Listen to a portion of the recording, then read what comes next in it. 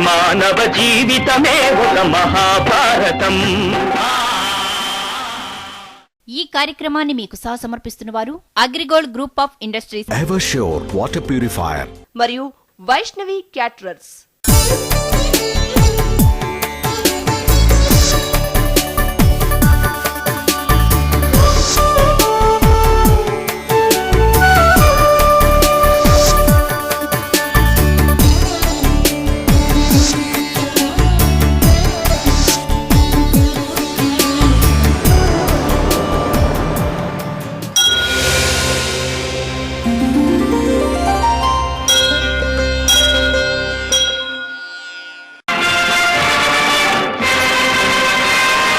మానవ జీవితమే ఒక మహాభారతం. మానవ జీవితమే ఒక మహాభారతం. అది మంచి చెడుల రెంటి నడుమ నిత్య ఘర్షణం. మాతృదేవోభవ. ప్రాతః ప్రబుద్ధ రవిమండల మండలాస్యాం క్షీరాబ్ధి నిర్మథన సంభవ ఫేనలాస్యాం స్వీయాంక నిద్రిత శిశు ప్రసవాభిరామాం రామాయణాది కథనార్థమహం హియాచే. నిత్య జీవితాన్ని జీవిత నృత్యంగా మార్చుకునే గొప్ప అవకాశాన్ని మనకు అందిస్తూ ఉన్న మహాభారత కథా శ్రవణం కోసం ఎదురు చూస్తూ ఉన్న భక్తి టీవీ ప్రేక్షక మహాశయులందరికీ కవి బ్రహ్మ తిక్కన సోమయాజి రచించిన ఆంధ్ర మహాభారతం భీష్మ పర్వానికి సాగుతున్న సామాజిక వ్యాఖ్యలో 901వ భాగానికి స్వాగతం పలుకుతున్నాం. మానవ జీవితమే ఒక మహాభారతం. అది మంచి చెడుల రెంటి నడుమ నిత్య ఘర్షణం. బహూని మే వ్యతీతాని జన్మాని తవ చార్జున తాన్యకం వేద సర్వాణి నత్వం వేత్త పరంతప. పరమాత్మ ఇదే సమాధానాన్ని అర్జునుడికి చెప్పాడు, దేవకికి చెప్పాడు, యశోదకు చెబుతున్నాడు. యశోద అడిగిందిట, నాయన కన్నతల్లిని కాకపోవచ్చురా, నాకు ఇప్పుడు అర్థమైంది, ఇప్పుడు తెలిసింది ఈ భయంకర వాస్తవం. పెంచిన తల్లినే కావచ్చురా, కానీ ఏం పాపం చేశానురా, 9 ఏళ్ళు పెంచాను నేను, మధురాపురానికి వెళ్ళినంత మాత్రం చేత నన్ను మర్చిపోతావా? 20 ఏళ్ల వయస్సు దాటింది, 8 మందిని చేసుకున్నావిడ, ఒక్క పెళ్లికి నాకు శుభలేఖ వేయలేదు, కాస్త పప్పన్నం పెడితే ఏం పోతుందిరా ఈ పెంచిన తల్లికి అంటే, కృష్ణుడు తల్లిని దగ్గరికి తీసుకుని, అమ్మా బహూని మే వ్యతీతాని జన్మాని తవ చార్జున తాన్యహం వేద సర్వాణి నత్వం వేత్త పరంతప. అమ్మా నీకు చాలా జన్మలు గడిచాయి, నాకు చాలా జన్మలు గడిచాయి, నువ్వు జీవుడివి కాబట్టి వాటి గురించి నేను ఆలోచిస్తావు, నీకు పూర్వజన్మలు తెలియవు కాబట్టి. నాకు తెలుసునమ్మా, నన్ను ఏం చేయమంటావు? నా జ్ఞాననేత్రం, తెలుసుకున్న నేత్రం నాకు అన్నీ చెబుతోంది, అందుకే నేను నీకు అవకాశం ఇవ్వలేదు. నన్ను ఏమనుకోకు తల్లి, నీ కోరికేమిటి? పెళ్లి చేయాలంతే కదా, నీ కోసం మళ్ళీ నేను అవతరిస్తా, నా పెళ్లి నువ్వే చేస్తావు.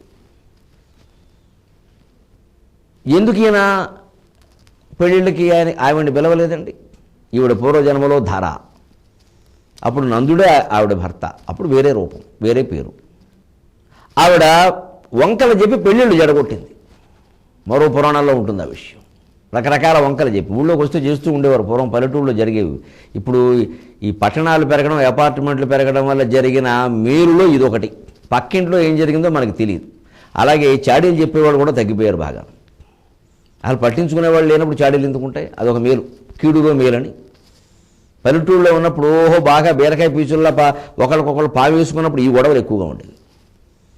ఎవరైనా కాస్త మంచి పిల్ల ఉంటే ఆ పిల్లకి సంబంధం వస్తే గిట్టని వాళ్ళందరూ వెళ్ళి ముందే వెళ్ళి జడగొట్టడం, అవి జరిగేవి. అలాంటి పనులు ఏవో పొరపాటు జరిగాయి. అందువల్ల నీకు పెళ్లి చేసే యోగం లేదమ్మా, నువ్వేమనుకో.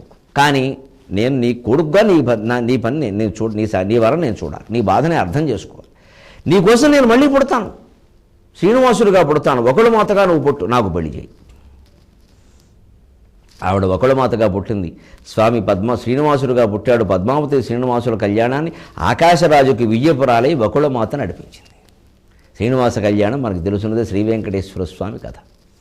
ఈవిడికి ఇచ్చిన మాట నెరవేర్చడం కోసం భగవంతుడు కూడా బంధాల్లో ఇరుక్కున్నాడు. ఏం చేద్దాం మరి, తప్పదు. అందుకే ఆది విష్ణువునైన అవతారమెత్తించి కర్మఫలమొసంగు కర్మభూమి అన్నాను భారతదేశాన్ని. విష్ణువు కూడా ఇక్కడ అవతారం ఎత్తక తప్పదు, బంధాల్లో ఇరుక్కుంటే అంతే. కానీ చేస్తాడు పాపం, ప్రేమ జాలి. తల్లి అన్నేళ్ళు పెంచిన తల్లి అలా అడుగుతుండే, పోన్లే అమ్మ జరిగింది ఏదో జరిగిపోయింది, నువ్వు చేసుకున్న కర్మలన్నీ నేను మార్చలేను కదా, ఇప్పుడు నీకు ఇస్తాను అవకాశం, నీకు కోసం నేను మళ్ళీ పుడతాను అని మళ్ళీ పుట్టాడు. అంత జాలి పరమాత్మకి. అందుకే వర్తయేవచ్చ కర్మని, మీరు చేసుకున్నటువంటి కర్మల ప్రకారం ఎలా నడిపించాలో అలా నడిపిస్తూ దానికి తగినట్టుగా నేను నడవడం తప్పితే నాకంటూ నా అనవాప్తం అవాప్తవ్యం. నేను పొందవలసింది లేదు, పొందదగింది లేదు, పొందాలనుకుని పొందలేకపోయింది లేదు అని ఎంత స్పష్టంగా ఉందండి పరమాత్మ వాక్కు. మరి దేవకీదేవి ఆయన కన్న తల్లి, యశోద ఆయన్ని పెంచిన తల్లి, అటువంటి వాళ్లే కొంచెం పొరపాట్లో తప్పులో నేరాలో ఘోరాలో ఏవో చేసినప్పుడు మానవ మాతృలం శాల్యన్నం సఘృతం పయోదధియుతం భుంజంతి ఏ మానవాహ అని ఊరికే పప్పన్నం తిని పడుకునేవాళ్ళం. మనం పాపాలు చేయలేదండి. నిస్సందేహంగా నిష్కల్మషంగా నిస్సంకోచంగా గుండెల మీద చేసుకుని ఆలోచించుకుంటే చిన్నప్పటి నుంచి ఒక్కసారి చరిత్ర తిరగేస్తే మనకు తెలియటలా. ఇవి తెలిసినవి ఎన్ని ఉంటే తెలియనివి ఎన్ని ఉన్నాయో. అంచేతనం ఈ జన్మలో దుఃఖాలు వచ్చాయని కూడా సంతోషించాలి. ఎందుకంటే ఏదో తెలిసి చేసిందో తెలియక చేసిందో వచ్చేసింది, పాపం దుఃఖం రూపంలో వచ్చింది, అనుభవించేస్తే వదిలిపోతుంది, ఇంకా దీని గొడవ లేదు మనకి. అందుకే ఎప్పుడు కష్టసుఖాల ముందు ఎదురైనప్పుడు కష్టాన్నే కోరుకోవాలి. అయిపోతుంది, ఆ కష్టం దాంతో అయిపోతుంది. ఎందుకని కాస్త అరటిపళ్ళలో చూడండి, కొంచెం ఏదైనా దెబ్బ తినడానికి సిద్ధంగా ఉంటే ముందు దాన్ని తినేస్తే వదిలిపోతుంది, ఆ మంచి పండు బాగుంటుంది. దీన్ని ఇలాగే అట్టిపడితే దీని ప్రభావం వల్ల మిగిలినవి కూడా దెబ్బతింటాయి. అంచేది అది వదిలించే, నువ్వు తింటావో ఇస్తావో పారేస్తావో ఏదో ఒకటి చేసి అక్కడికి తెగోసి దుష్టాంగము ఖండించి మిగిలినవి బాగుంటాయి. అంచేది ఈ పాపకర్మ దుఃఖం రూపంలో వచ్చిందంటే మంచి ఇష్టమే కష్టమే కానీ అనుభవించేయడం మంచిది. ఇప్పుడు భగవద్గీత మొత్తంలో చాలా ప్రసిద్ధమైన శ్లోకం, యదా యదాకి ధర్మస్య గ్లానిర్భవతి భారత అభ్యుత్థానమధర్మస్య తదాత్మానం సృజామ్యకం. ఇలా మీ కర్మలన్నీ బాగా ఎక్కువైపోయి బీరకాయ పీచులాగా విడదీయలేనంత సాలిగూళ్ళగా ఇది తయారైపోయినప్పుడు ఒక్కసారి ఒక దెబ్బ కొట్టి కొన్ని కోట్ల జీవుల కర్మఫలాలకు సమాధానంగా నేను అవతరించి మొత్తం సొడ్డు పెట్టేస్తాను అబ్బాయి అని చెప్పాడు. అదే అవతారం. అంటే బాగా రకరకాల మానవుల యొక్క రాగద్వేషాల కారణంగా దుర్మార్గులు పెరిగిపోతారు, తపస్సులు చేస్తారు, ఆటంబాంబులు కనిపెడతారు. అప్పట్లో తపస్సు, ఇప్పుడు ఆటంబాంబు. ఏదైతే బలవంతులు అవుతారు, వారు ప్రయోగాలు చేస్తారు, ఎంత చెప్పినా వినరు, జనం వాళ్ళనే అనుసరిస్తారు, భయానికో భక్తికో దేనికైనా సరే. ఈ మొత్తానికి దెబ్బ కొట్టాలి అంటే కలి పురుషుడు గుర్రం మీద రావాల్సిందే. కల్కి పురుషుడు గుర్రం మీద రావాల్సింది, కత్తి పట్టుకోవాల్సింది, మొత్తం వేసేయాల్సింది. ఇక అప్పుడు ఎవరికి ఓటు హక్కు ఉండదు, ఓట్లు ఉంటే కదా హక్కు ఉండడానికి. ఎవరిని ఎన్నుకోవాలో వారే చెబుతారు. అందుకని ఆ కలికి పురుషుడు వచ్చేవరకే మన ఆటలన్నీ. ఎవలా వస్తాడు, ఊరికే ఆయన ఎవరో వస్తారు అని కూర్చోవద్దు. చివరికి సమాజం మొత్తం ఎలా తయారైందో, మనం వివేకానందుడు మళ్ళీ అవతరిస్తే బాగుండను పద్యం పాడడం, బుద్ధుడు మళ్ళీ బుద్ధాదేవా మళ్ళీ తిరిగిరా అని పద్యాలు పాడడం, ఇవన్నీ పూర్వకాలం రోజులండి. నువ్వు బుద్ధుడు ఎందుకు కావు, నువ్వు వివేకానందుడు ఎందుకు కావు, నీ బాధ్యత నుంచి తప్పించుకుందామని చూస్తున్నావా? మనం ఇంకెవరినో రమ్మంటున్నామంటే మన బాధ్యత. మహాత్మా మళ్ళీ పుట్టడు ఆయన, పుట్టిదేలా చంపేశారు అన్యాయంగా, మళ్ళీ ఎందుకు పుడతాడా?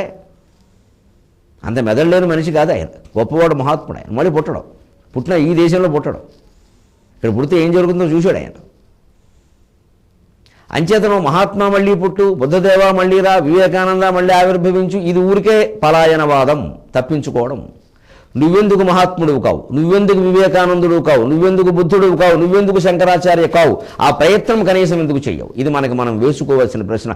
ఆర్తుల ఆర్తి అవతార రూపం ధరించి వస్తుంది తప్ప పైనుంచి ఎవరో కిందికి దిగుతారనుకోవడం భ్రమ. నాకేం మొహమాటం లేదు, ఎవరితో చర్చించడానికైనా సిద్ధం, సశాస్త్రీయంగా సప్రమాణంగా. యదా యదాకి ధర్మస్య గ్లానిర్భవతి భారత. ఎక్కడ ధర్మానికి నష్టం జరుగుతుందో, అభ్యుత్థానం అధర్మస్య, అధర్మం ఎక్కడ వృద్ధి చెందుతుందో, తదా ఆత్మానం సృజామ్యహం. ఈ ఆత్మానం అనే మాటను గమనిస్తే నేను అన్నది నిజమో కాదో మీకే తెలుస్తుంది. నన్ను నేనే సృష్టించుకుంటా. నన్ను నేనే అంటే వైకుంఠంలో విష్ణువు, కైలాసంలో శివుడు, బ్రహ్మలోకంలో బ్రహ్మ కాదు.